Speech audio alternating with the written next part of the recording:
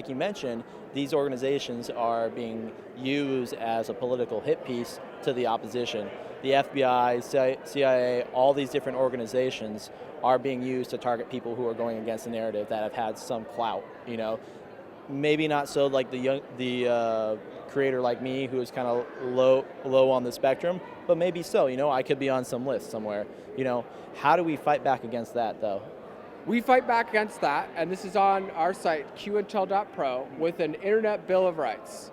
And the main tenet of that is the idea that these tech giants, these social media companies, right? Social media is just as important in the year 2022 and going into 2023 for running a business, a political campaign, a nonprofit, as water, electricity, or telephone, right? Yep. So the telephone company, they can't shut off your service because they don't like your opinions. Communication Decency The Act. power company can't shut off your power because they don't like your opinions. So the social media giants, which effectively are monopolies, can't shut off your accounts because they don't like your political opinions, right? Yeah, they have to be designated as public utilities, right? And they have to respect everyone's rights. So a lot of people, maybe from the Republican side that I've talked to, they're unsure about the public utility designation because they think, oh, this is going to come with a mountain of BS, regulations, bureaucracy, all that stuff.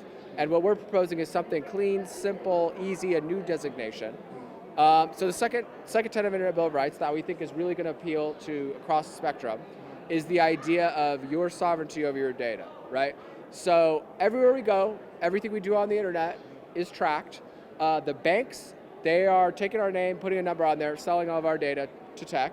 The hospitals, the stores, everyone is selling our data and they're making trillions of dollars doing it.